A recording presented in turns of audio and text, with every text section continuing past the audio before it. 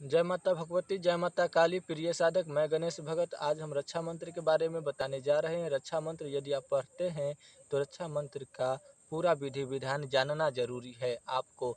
यदि आप किसी भी जगह पर कोई भी मंत्र तंत्र सिद्धि करते हैं, टोटका करते हैं या टोना करते हैं, तो उसको करने से पहले आपको रक्षा मंत्र की सर्वप्रथम जरूरी होता है। यदि आप रक्षा मंत्र के बिना कोई भी काम करते हैं तो आपको नुकसान हो सकता है। इसलिए रक्षा मंत्र कोई भी कर्म करने से पहले पढ़ा जाता है। तो रक्षा मंत्र आपका मजबूत होगा, आपका सुरक्षा कवच बिल्कुल मजबूत होगा, तो किसी का हिम्मत नहीं है कि आपको शरीर में टच कर जाए। तो इसीलिए मैं इस वीडियो में सर्वप्रथम रक्षा मंत्र किस तरह से आपको पढ़ना है और किस तरह से कौन लोग करते हैं और किस तरह से करना चाहिए, इसके बारे में बताने जा रहा हूँ। सर्वप्रथम भगत के बारे में बता रहा हूँ। यदि भगत रक्षा मंत्र को पढ़ता है और अच्छा घेरा लगाता है तो कैसे लगाता है।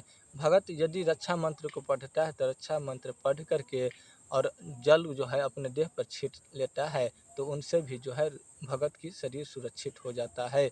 और यदि किसी जगह पर यदि भगत साधना करता है, देवी माँ की चाहे कोई देवता का पूजा करता है, तो उन जगहों को बेंट से गोल रेखा खींच दिया जाता है ताकि उस जगह का सुरक्षा हो सके। तो जैसे ही बेंट की चारू कत्ता घुमा देगा तो उस जगह जो है बंध जाएगा और वह पूरी तरह से सुरक्षित हो जाएगा, क्योंकि भगत का बेंट जो होता है वह भी सिद्ध किया हुआ रहता है और बिना मंत्र पढ़े ही यदि बेंट घुमा दिया फिर भी वह उस जगह पर सुरक्षा हो जाएगा। और यदि भगत मंत्र पढ़ते हुए उस बेंट को यदि गोल लकीर खींच देता है तो किसी का इतना हिम्मत नहीं है कि उस लकीर के भीतर कोई प्रवेश कर सके, इतना उसका सुरक्षा जो है मजबूत होता है।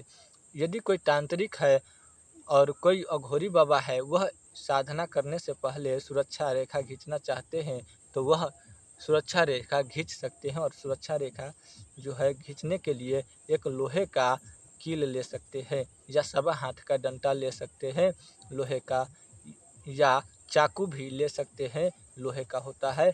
और यदि ना कुछ भी है तो बांस का एक करची सवा हाथ का ले सकते हैं, उससे रेखा खींच करके आप जो है बना सकते हैं अपनी रेखा। और उसके अंदर बैठ करके साधना करेंगे तो आपका साधना बिल्कुल ही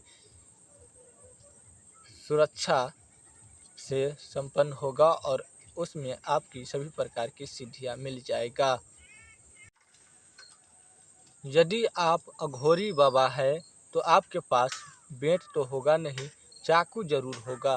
तो उस चाकू से रेखा खींच करके आप उसके अंदर बैठ करके कोई भी साधना या सिद्धि करते हैं तो वह आपका विघ्न बिना जो है आपका साधना पूरा हो जाएगा, किसी भी प्रकार की विघ्न उत्पन्न नहीं होगा उस रेखा के अंदर में। यदि आप अघोरी तांत्रिक है तो आपके पास चक्कू है तो चक्कू से आप रेखा खींच करके उसमें आप बैठ करके साधना करेंगे तो आपका साधना बिल्कुल ही संपन्न होगा पूरा अच्छी तरह से और कोई भी विघ्न उत्पन्न नहीं होगा। और भी किसी भी प्रकार की जानकारी के लिए आप कमेंट कर सकते हैं और संपर्क कर सकते हैं। और इस चैनल को सब्सक्राइब नहीं किए हैं तो कर लीजिएगा।